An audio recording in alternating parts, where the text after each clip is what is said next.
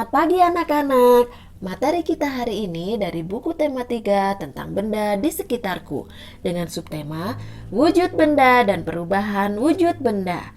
Setiap benda memiliki wujud. Wujud benda ada 3, yaitu padat, cair, dan gas.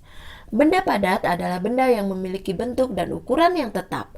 Contohnya tas, buku, dan pensil. Benda cair yaitu benda yang memiliki ukuran yang tetap tetapi bentuknya berubah-ubah sesuai dengan tempatnya. Contohnya minyak dan air.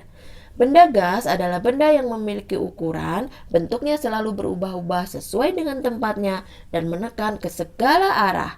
Contohnya asap dan udara dalam balon. Anak-anak pasti tahu, di siang hari terdapat matahari dan awan yang terlihat bergerak-gerak di langit. Sebelum hujan, biasanya matahari tertutup oleh awan. Ibu ada pertanyaan, apakah awan itu termasuk benda gas atau benda cair? Nah, sekarang anak-anak membuat proyek yang dilakukan di rumah masing-masing. Bila ada pertanyaan atau kendala, dapat berdiskusi di grup WA atau di classroom. Hasilnya berupa video yang diunggah di akun media sosial masing-masing. Assalamualaikum warahmatullahi wabarakatuh. Halo sahabat sekolah dasar, berjumpa lagi dengan Alfa Rizky dari SDN 037 Sabang, Bandung. Kali ini Alfa mendapat tugas dari ibu guru untuk mencari tahu apakah awan itu benda gas atau benda cair. Teman-teman ada yang tahu tidak? Yuk kita cari tahu bersama-sama. Tapi sebelumnya kita harus menyusun rencana dulu, karena tugas ini harus selesai dalam waktu 3 hari. Hari pertama, kita akan melihat awan secara langsung, lalu membuat hipotesis sementara. Hari kedua, kita akan membuktikan hasil hipotesis tersebut dengan percobaan sederhana, yang hasilnya akan disampaikan dalam bentuk visual yang menarik. Dan hari terakhir, kita akan mempresentasikan hasil eksperimen tadi. Yuk kita coba mengambil awan lalu menaruhnya ke dalam toples. Ternyata Alfa tidak bisa menangkap awan. Jadi lebih baik kita pelajari saja buku tema tentang sifat-sifat benda. Kalau melihat sifatnya, maka Alfa mengambil hipotesis bahwa awan adalah benda gas karena bentuk awan yang berubah-ubah dan awan bisa bergerak ke sana kemari sesuai dengan sifat gas yang ada di buku. Dan juga bentuk awan seperti asap yang merupakan benda gas. Mari kita buktikan hipotesis ini. Sekarang kita akan coba membuat percobaan sains sederhana membuat awan. Sebelumnya, kita persiapkan dulu alat dan bahannya, yaitu air panas, es batu, korek api, gelas atau toples. Selanjutnya, kita mulai percobaannya. Pertama-tama, tuangkan air panas ke dalam gelas atau toples dan diamkan selama 1 menit. Lalu, buang sekitar 3/4 air panas dalam gelas atau toples. Nyalakan korek api kayu di atas gelas lalu masukkan ke dalam air.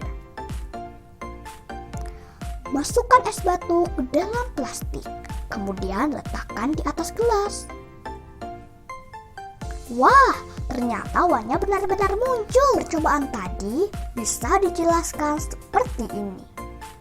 Api dan juga air panas dalam gelas menghasilkan uap air. Uap air yang basah akan naik ke atas gelas dan bertemu dengan udara yang dingin dari es batu.